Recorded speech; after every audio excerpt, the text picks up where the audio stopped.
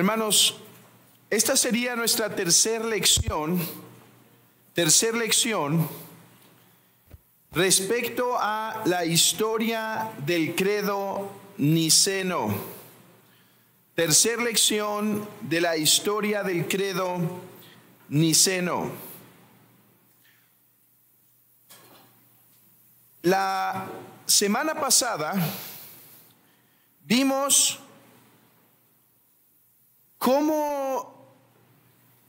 cómo es que llegamos al Concilio de Nicea del 325. ¿Cómo es que llegamos al Concilio de Nicea del 325? Pero yo les he explicado que el resultado del Concilio de Nicea del año 325 no es lo mismo al credo niceno que nosotros confesamos. Digamos que el credo que se dio en Nicea 325 es un tanto primitivo, o sea, todavía necesitaban pasar algunos años para hacerle mejoras, especificaciones, para detallarlo. Bueno, vimos que fue la discusión de Alejandro, el obispo de Alejandría, con Arrio, lo que produjo la necesidad de llamar a un concilio por Constantino. Y en ese concilio se debatió cuál es la identidad de Jesús. ¿Es Jesús Dios o su primer criatura de Dios? Arrio decía que es la primer criatura de Dios porque es de otra esencia. No obstante, Alejandro, Atanasio y lo que podemos llamar los pronicenos a favor de Nicea, dijeron que no, que el Hijo es de la misma esencia del Padre, o sea, homoousios, de la misma esencia del Padre.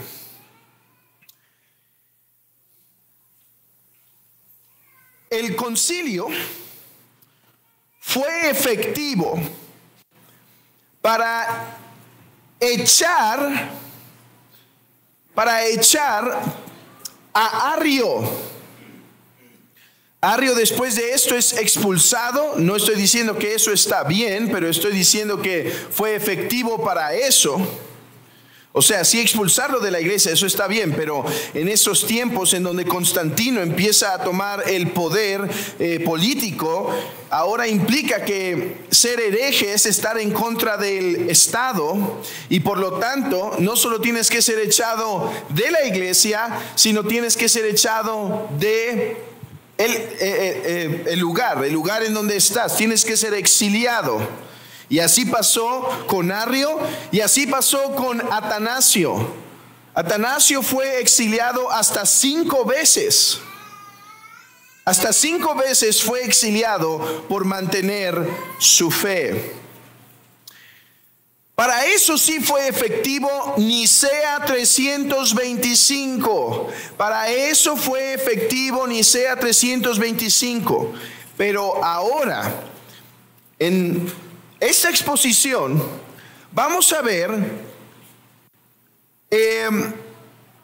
cómo es que se llegó al credo niceno, porque ahorita no tenemos todavía el credo niceno en el 325. Tenemos el credo de Nicea, pero lo que nosotros confesamos en el credo niceno es más amplio, más perfeccionado. ¿Cómo se llegó allí?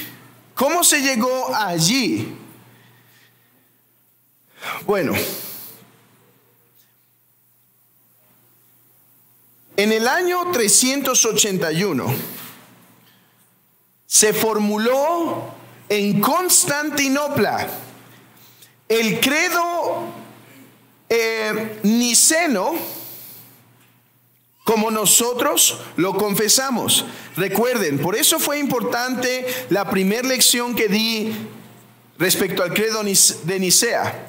En la primera lección yo les ayudé a distinguir los términos. Cuando hablamos del concilio de Nicea, hablamos del concilio que se celebró en el 325.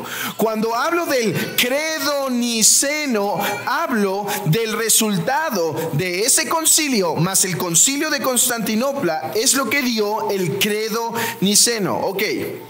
El Nicea 325 no tenemos el credo niceno terminado, lo tenemos empezado, pero se requieren otros 40 años, casi 50 años, para que se termine de concretar. Y es lo que voy a intentar hacer en estos minutos, el día de hoy. Voy a intentar explicarles cómo es que se llegó hasta el concilio de Nicea, hasta el concilio de Constantinopla. Y no me voy a enfocar mucho en los eventos históricos, sino más bien en los eventos teológicos. Y mis hermanos, como tantas veces he dicho, otra vez tengo que repetir, estoy dando un muy breve resumen porque las cosas son muy intrincadas y complejas, y dar un verdadero estudio de esto nos tomaría muchos domingos. Y de hecho no creo que el domingo es el mejor lugar para hacer esos estudios tan largos y especializados, porque solo tenemos 40 minutos y es difícil cortar.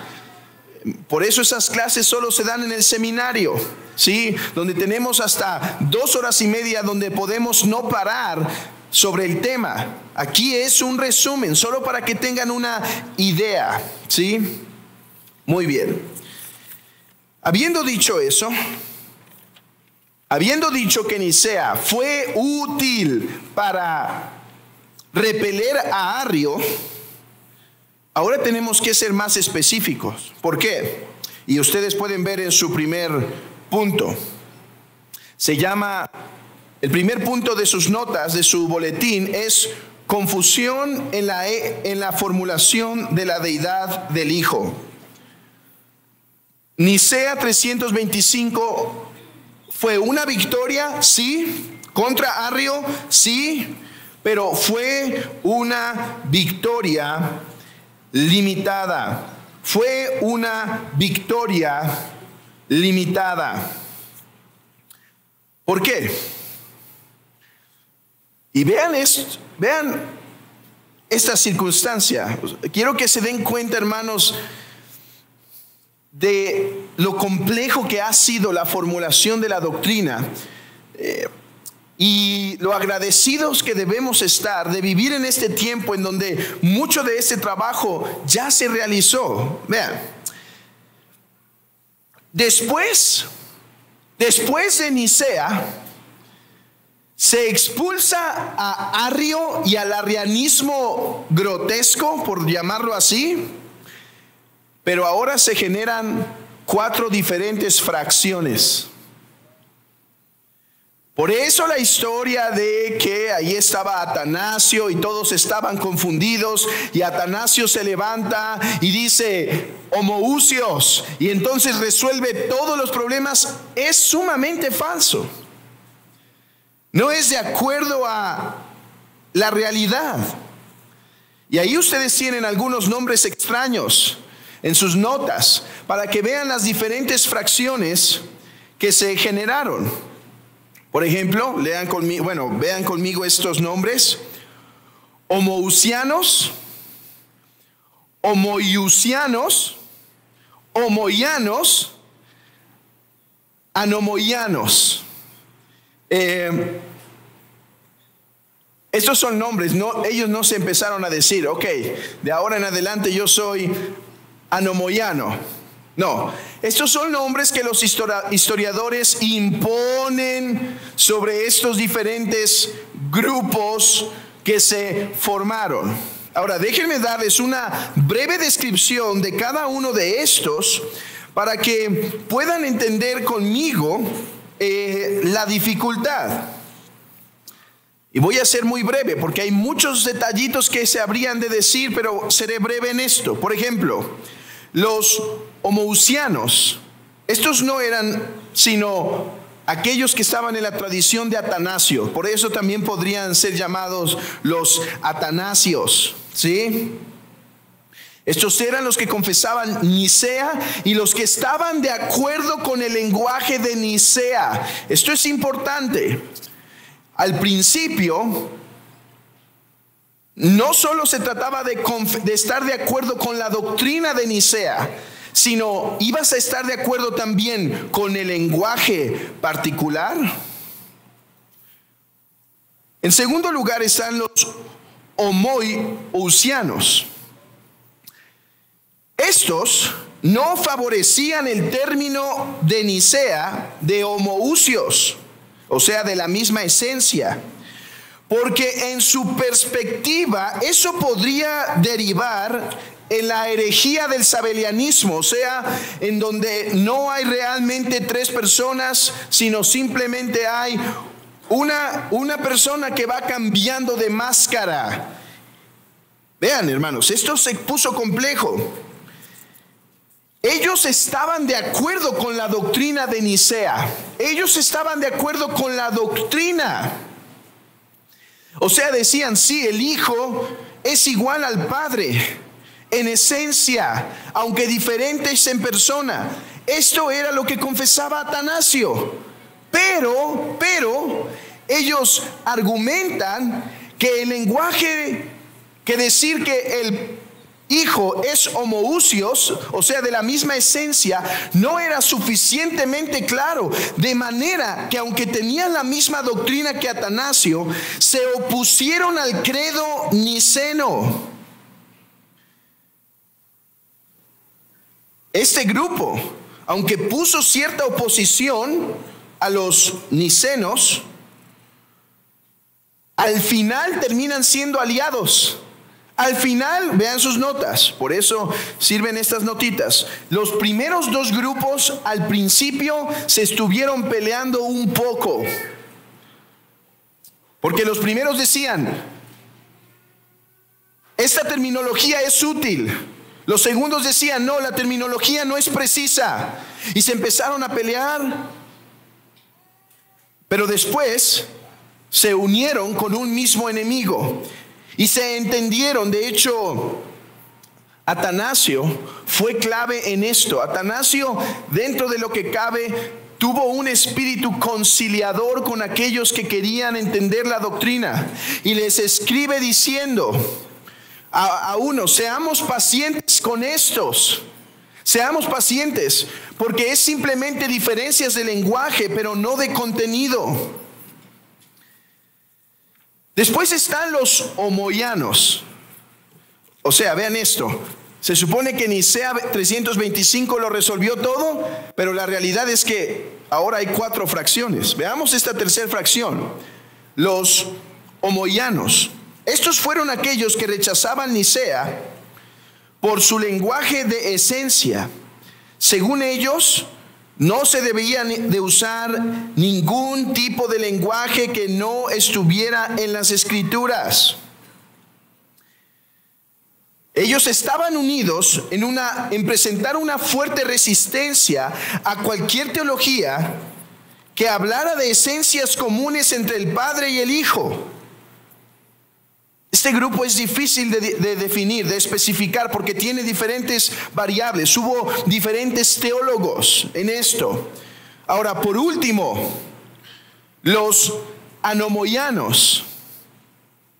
Estos fueron los verdaderos herederos de Arrio, solo que fueron más sutiles en su doctrina, en su exposición.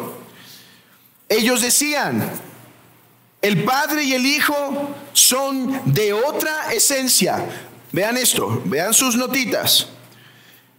Los de arriba, o sea, los omoyanos, decían, no debemos hablar de este lenguaje porque no es preciso, pero no se definieron.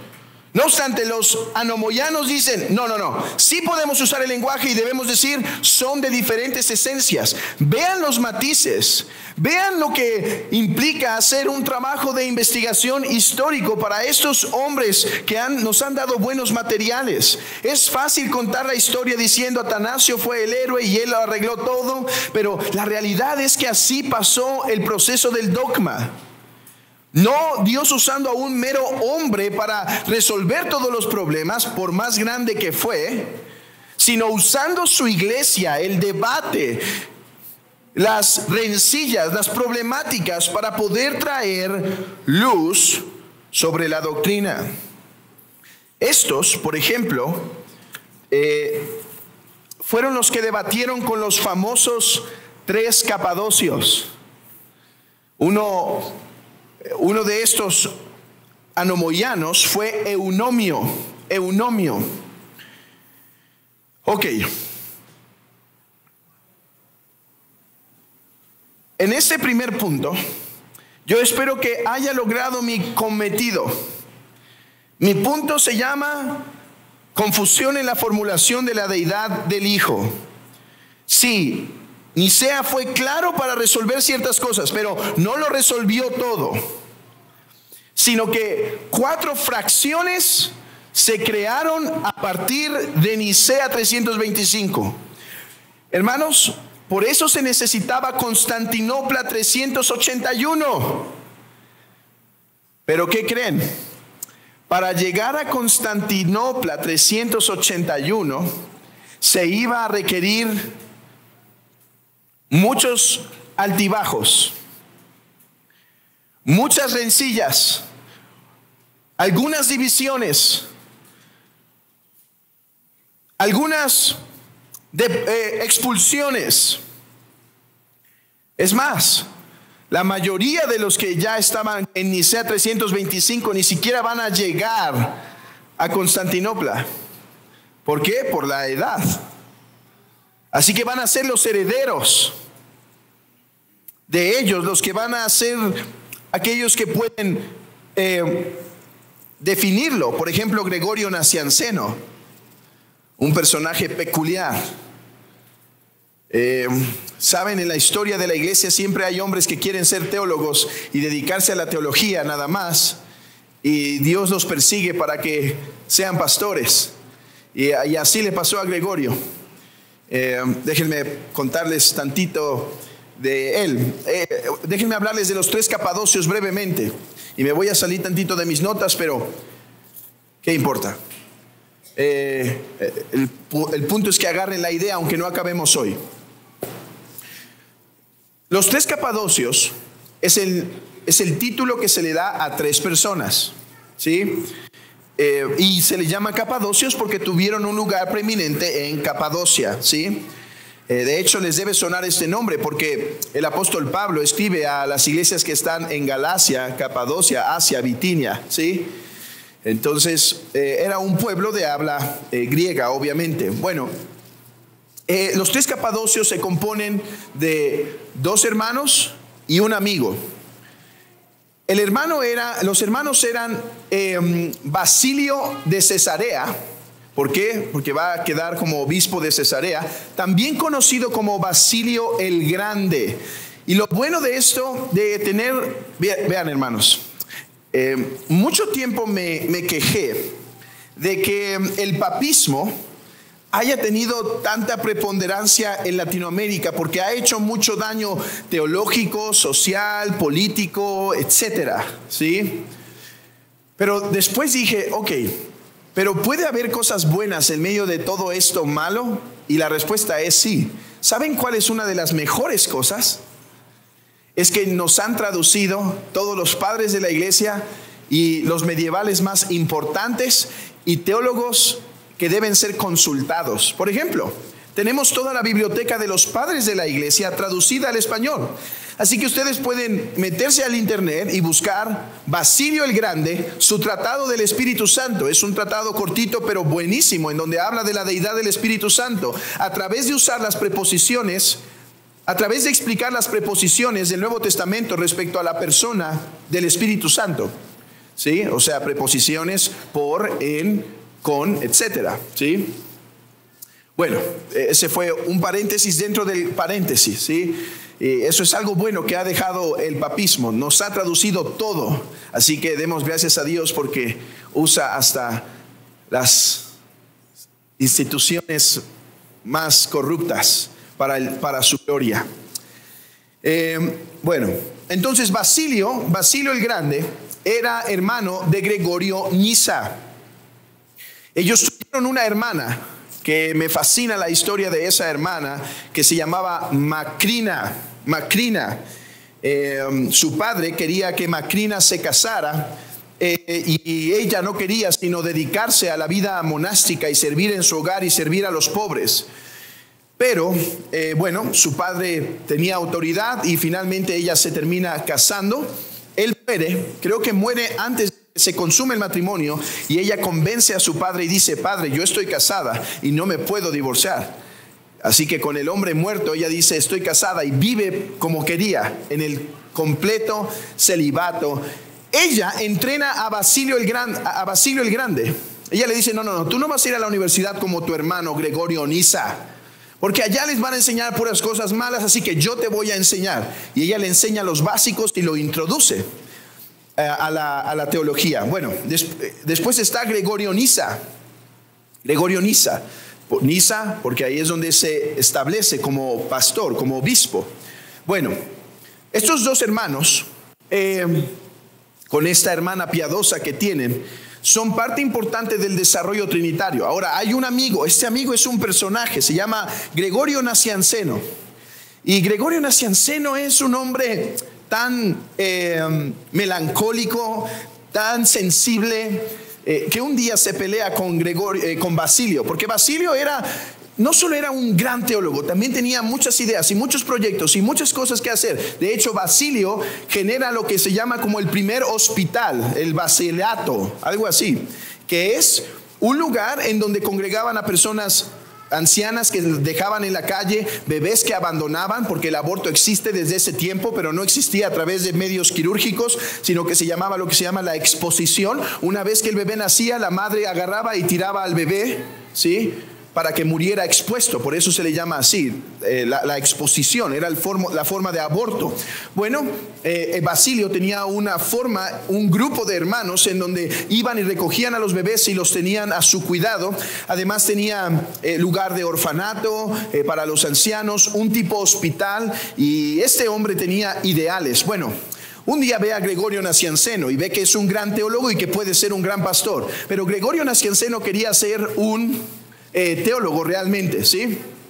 Bueno, un día agarra y se levantan en una reunión y dice: Gregorio Nacianceno debe ser el pastor de esta iglesia. Y Gregorio Nacianceno lo ve y dice: tú y yo hemos quebrado nuestra amistad por toda la vida, porque me has hecho el más grande mal de todos, que es ponerme como pastor de una iglesia. No sabes que esto es difícil, que hay riesgos, que a veces la iglesia puede ser complicada las situaciones. Tú y yo hemos quebrado la amistad. Y Gregorio Nacianceno era hasta un poeta y tiene esas luchas internas del corazón. Bueno, ¿qué creen? Gregorio Nacianceno es el que va a dirigir en la reunión de Constantinopla en el 381 para terminar de definir los aspectos del credo niceno. ¿Y qué creen? Dice: no hay nada más difícil. O sea, si yo decía que pastorear una iglesia era difícil, ahora poner de acuerdo a 150 obispos, eso es peor. Y en medio de la reunión se sale. Estaba la reunión y dice: yo no voy a gobernar más sobre esta reunión, y se va. Así que hombres particulares, Dios usa hombres débiles, hombres torpes, hombres con un carácter interesante en ocasiones, para hacer grandes cosas, para que la gloria sea a Él. Bueno, ellos no son los únicos, pero son los tres principales teólogos que van a ayudar a consolidar la doctrina de Nicea o de Constantinopla, del credo niceno. ¿Cómo? Bueno, vean su punto 2. Eso fue un paréntesis. Ahora vamos al punto 2. El punto 2 dice proceso de consolidación. Y deben prestar atención sobre todo a el punto 2, punto 1 y 2.2. ¿Qué fue lo que ayudó al proceso de consolidación para que se pudiera dar Constantinopla? Aclaración sobre el término homoousios. Aclaración sobre el término homoousios. Y aclaración sobre el término hipostasis. ¿Por qué? A ver, déjenme explicarles un poquito de la dificultad para que ustedes puedan ver que realmente fue difícil. Por ejemplo, hermanos, la palabra hipóstasis del griego, en la literatura y en la filosofía griega, significaba al menos dos cosas, al menos tenía dos acepciones. Vean, y esto no les debe parecer extraño, porque la palabra banco para nosotros tiene dos acepciones, que dependiendo del contexto le damos una o la otra, y estas dos acepciones son muy diferentes. Por ejemplo,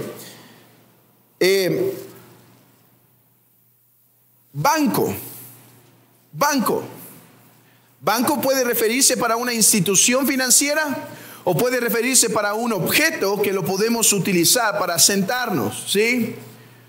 Y depende del contexto, uno discierne a qué nos referimos. Bueno, la palabra hipóstasis tiene también al menos dos acepciones, y esto es lo que trajo confusión en Nicea. La palabra hipóstasis puede referirse a un tipo de máscara, en donde la persona se pone por ejemplo en el teatro, una máscara para representar a otro. Nosotros todavía tenemos algo de esto en nuestros días, ¿sí? Por ejemplo, a veces podemos decir cuando alguien está enojado, y no es común que esa persona esté enojada, decimos, hoy no es él, hoy trae otra personalidad, o hoy trae otro humor. Y la verdad es que la persona sigue siendo la misma, pero usamos este lenguaje metafórico para decir, este es otro. Bueno, la palabra hipóstasis significa eso, una máscara que se usa en un hombre para representar otro personaje. Ahora, la palabra hipóstasis también puede referirse a algo que tiene base sobre lo cual se puede construir, ¿sí? Algo que está debajo. Y esto es lo que trajo la idea de persona, ¿sí? Persona, que quiere decir alguien que tiene subsistencia, vida, realidad en sí mismo. Bueno, para no hacer esto más complejo, el término homoousios y el término hipóstasis, que fueron claves para echar a Arrio, no fueron suficientes en Nicea 325 para aclarar a qué nos referimos. Porque imagínense esto, estaba diciendo Nicea que Dios es una esencia y tres hipóstasis. ¿Cuál es el problema? Que aquellos obispos educados en la filosofía y educados también en la literatura clásica, inmediatamente podían asociar este lenguaje con un sabelianismo. Por eso nace, vean sus notitas, por eso nace este nombre raro llamado homoousianos, que son aquellos que estaban de acuerdo con la esencia de lo que decía Atanasio, pero no les gustaba su lenguaje porque pensaban que caían en la herejía de Sabelio. ¿Cuál era la herejía de Sabelio? Que no hay tres personas, sino solo Dios es solo una persona y usa diferentes máscaras. En el Antiguo Testamento el Padre, en el Nuevo Testamento el Hijo, y ahora trae la máscara del Espíritu Santo. Ellos decían, no es suficientemente claro. Yo solo pongo este ejemplo de hipóstasis y ousia para que vean, hermanos, que la complejidad y en lo que constó traer claridad sobre esto. ¿Qué tuvo que pasar? Tuvo que pasar el error, debates, sermones, conversaciones. Y traía algunas hojitas, 20 hojitas, voy en la 3 y me salto a la 18. Porque en estas 17 hojas que me salto, pongo diferentes cosas que ocurrieron. Y yo solamente las voy a mencionar sin describir ninguna de ellas. Fue necesario que a veces se pelearan amigos para que aclararan los puntos. Fue a veces que se intentaran sentar para dialogar. Por ejemplo, hubo dudas sobre quién era el Espíritu Santo, y Atanasio escribió a un obispo llamado Serapión y le escribió una carta en donde aclaraba y precisaba quién era el Espíritu Santo, y esa carta creo que está traducida también al español. La pueden buscar, la carta a Serapión. Hubo también necesidad de algunos concilios que no escuchamos. Hubo muchos concilios locales durante este tiempo en donde se juntaban obispos, se intentaban dialogar. Hermanos, hubo otra cosa importantísima sobre todo para Basilio y para Gregorio Nacianceno, para que perfeccionaran la doctrina. Dios siempre da teólogos a la iglesia, no solo da pastores, sino que da también pastores con un énfasis teológico, con dones teológicos, para que ayuden a la iglesia a precisar el significado de los términos, para que ayuden a especializar la doctrina. Y así pasó con Gregorio Nacianceno, Basilio y Niza. Hubo otros muchos pastores ortodoxos, pero ellos fueron las mentes que Dios dio para la iglesia. Y eso es algo que debemos siempre orar, que Dios no solo esté dando pastores, sino también constantemente pastores que se puedan dedicar a la teología para defender la doctrina, para proclamar la doctrina, para pasar la doctrina a la siguiente generación y avanzarla en la medida que esto es posible. Bueno, Basilio y Gregorio Nacianceno debatieron particularmente con un hombre llamado Eunomio. Y es que Eunomio decía, a ver, decimos de Dios que Dios es sin causa. Dios no nació, ¿estamos de acuerdo? Entonces dice, del Hijo se dice en la Escritura, es engendrado. Por lo tanto no puede ser Dios, porque una característica de Dios es no nacer, no ser engendrado. El Hijo es engendrado, el Hijo no es Dios. Esto permitió que Eunomio desarrollara uno de los conceptos. Y hermanos, solo estoy dando uno de las muchas cosas que ayudaron a precisar, pero él se ayudó a la luz de esto, o fue movido a la luz de esto, a precisar que en la Escritura tenemos diferentes nombres para Dios. Nombres para Dios. Hay nombres en la Biblia que se le dan a Dios de forma absoluta, o sea, que se le dan a Dios esencialmente, o sea, a las tres personas son sin nacimiento. Las tres personas son sin causa. Las tres personas son sin principio. Pero, dice, pero hay nombres que se dan, él lo llama particularmente nociones personales, nombres personales, que se le dan a cada una de las personas. Así que Eunomio, no quieras hacer aquí un equívoco. Que se diga que Dios es sin principio es verdad del Hijo también. Él participa de la misma aceidad del Padre. Pero cuando se le llama Hijo, se le está dando un nombre peculiar. Por ejemplo, el nombre Padre. El nombre Padre. Eso implica que eternamente ha tenido un hijo. Pero no te equivoques, Eunomio. Vean esto, vean todo lo que desarrolló o todo lo que fue empujado a especificar a la luz de la herejía. Él dice, pero no te equivoques, Eunomio.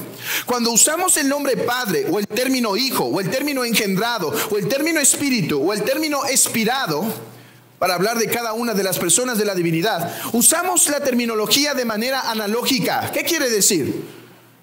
No equívoca, no unívoca, sino analógica. ¿Qué es la terminología unívoca? Bueno, que cuando yo digo algo de dos cosas, quiero decir exactamente lo mismo. Juan es humano, Pedro es humano. Quiero decir lo mismo por humano. Pero no puedo decir lo mismo de Dios es amor y el hombre tiene amor. No es lo mismo. El amor de Dios es diferente. Bueno, nosotros usamos el término engendrado porque es el término que a la luz de nuestra nuestra mente de criatura puede entender. Pero esto no quiere decir que debemos llevar las mismas implicaciones a la divinidad, como si el hijo entonces nació de una madre, fue engendrado por un padre. No. Tenemos que usar un término y purificarlo a la luz de quién es Dios, de que es un ser espiritual, trascendente, omnipotente y demás. Hermanos, Vean todo lo que se pudo formular a través de la herejía. Y esto fue lo que llevó finalmente al concilio de Constantinopla en el año 381. Y termino así. El nuevo emperador Teodosio I, fue un emperador proniceno. Antes hubo un emperador antiniceno, o sea, proarriano. Y él, el otro emperador arriano, se llamaba Valente. Y con la muerte del emperador Valente, Teodosio fortalece la parte arriana. Hermanos, me he saltado tanta historia tan interesante.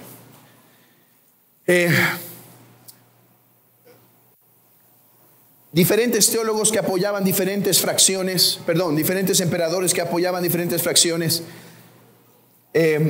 Lo que puedo decir es, Dios gobernó en cada una de estas, incluso cuando hubo gobernadores malos, sirvió con buenos propósitos. Estando en Constantinopla, el 24 de noviembre, proclamó otro decreto en donde prohibieron que los herejes adoraran dentro de las paredes del imperio. El decreto se llamaba Nilis Hereticis,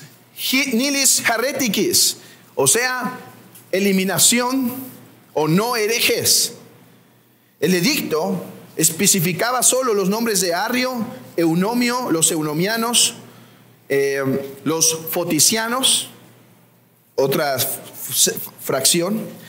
Pero a principios del 381 llamó a un concilio en Constantinopla. El concilio se celebró entre el mes de mayo, junio y julio. Sobre la celebración del concilio tenemos poca información. Sabemos que fue un concilio prácticamente de la iglesia griega, sin ningún representante de Roma. Otra vez, el más grande concilio o credo que la iglesia tiene, Roma no tuvo algo que ver. No había representación occidental, dice Robert Letham. 150 personas estuvieron presentes. El propósito era confirmar un obispo en Constantinopla porque la sede estaba vacante, reconciliar a los neunomatiquianos, otra fracción que tenían dudas respecto al Espíritu Santo, pero podían ser ganados, con una doctrina trinitaria completa y proveer más definición sobre la fe. Bueno, así pasó de Nicea 325 a Constantinopla 381. Por eso nuestro credo formalmente se llama Credo Niceno Constantinopolitano, porque nosotros recibimos el credo como fue hecho entre estos dos periodos. Hermanos, con esto he acabado mi historia de el credo niceno. A partir de la próxima vez que yo pueda estar aquí con ustedes y dar la lección, vamos a empezar a ver la teología del credo, porque hay algunas cosas que quiero especificar, ¿sí? Y ahí voy a hacer algunas precisiones históricas que me han faltado hacer, pero principalmente nos vamos a enfocar en la doctrina. Voy a explicar cada una de las frases, su base bíblica y su fundamento teológico, o su desarrollo teológico. Y bueno, que el Señor nos ayude a concretar este breve estudio. Quiero aclarar, por ejemplo, nosotros confesamos el credo niceno en la forma del credo niceno constantinopolitano, pero con una adición que se hizo tiempo después respecto al Espíritu Santo. Cuando dice que el Espíritu procede del Padre y del Hijo. Ese tema lo voy a aclarar. ¿Por qué nosotros confesamos ese credo con esa adición hecha por la Iglesia Latina? Pero bueno, lo haré a su debido tiempo. Espero que esto les dé gratitud a Dios por su iglesia, por cómo ha guardado la iglesia. Les dé gratitud por los credos. Alguien dijo, bueno, ¿podemos dispensar de los credos y nosotros mismos hacerlos? Sí, adelante, inténtalo. Inténtalo. Para que tengas que ser llevado a la hoguera. Hermanos, Dios ha guardado su iglesia porque las puertas del Hades no prevalecerían usando hombres débiles, torpes, faltos. Demos gracias a Dios por eso y pidamos ahora que nos siga dando más de esos hombres débiles, faltos, torpes, imperfectos para guardar la fe y que nosotros como iglesia seamos esa columna y baluarte de la verdad. Amén.